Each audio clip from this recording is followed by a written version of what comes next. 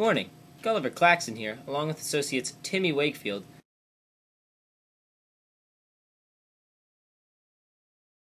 Francis T.,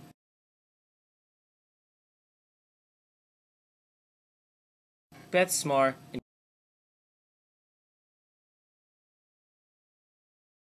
Crazy Legs Malone.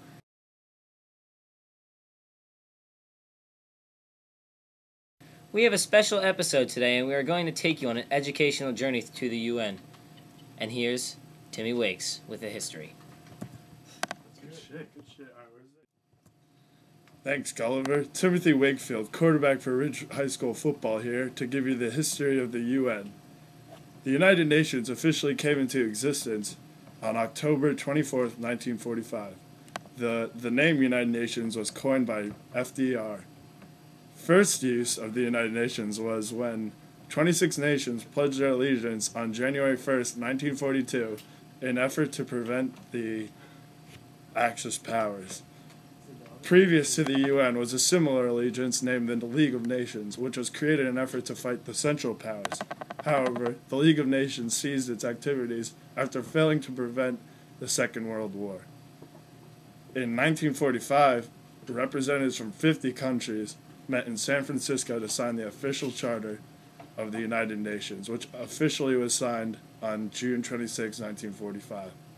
Poland, however, was not represented at the conference, later signed the charter to become the 51st member of the Allegiance. United Nations Day is officially celebrated on October 26. And that's it for me. Gulliver Claxton here again, and I'm here to talk about the goals of the UN. The UN has 8 Millennium Development Goals. One of these goals is ensuring environmental sustainability.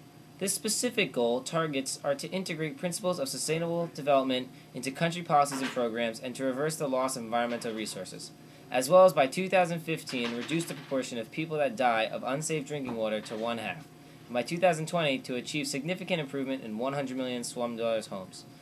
Around 2 million children die each year due to the lack of unsafe drinking water.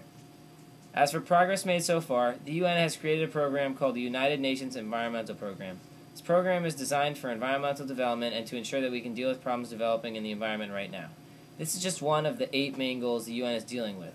Another one of these goals is to eradicate extreme poverty and hunger.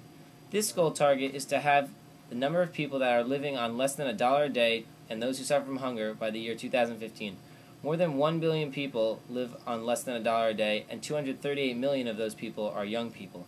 It also says that by 2015 they want all people to be capable of productive and full employment, including women and children. And that's it for me. Gonna kick it to Beth Smar. The United Nations is divided up into 6 main organs: the General Assembly, Local Security Council, the Economic and Social Council, Trusteeship Council, the International Court of Justice, and the Secretariat. While all these organs are extremely important to the way the UN functions, the General Assembly consists of equal representation of all member nations, where votes are taken to decide the actions of other organs. Along with that, the Secretariat services all of the organs and administers all actions that take place within them.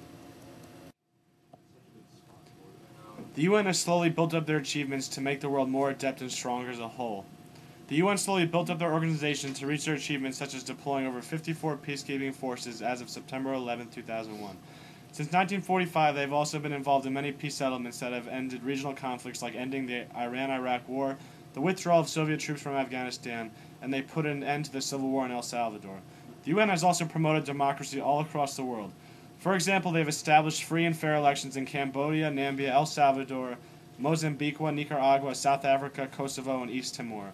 They also help free slaves from enslaved nations, as well as help the environment with environmental issues.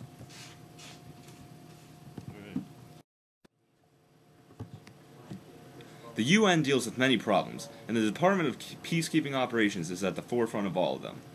DPKO leads 18 missions in Africa, the Caribbean, the Middle East, Europe, and Asia. Serving in these missions are over 100,000 uniformed and civilian personnel. Total approved annual expenses are over $5 billion for the period of July 2006 to June 2007. Ongoing operations include MINUSTA, the stabilization of Haiti, and UNAMID, the monitoring of arms trade in Darfur to cause a ceasefire. That's it for us here at the news station. we'd like to say have a nice day, and we hope you enjoyed our program.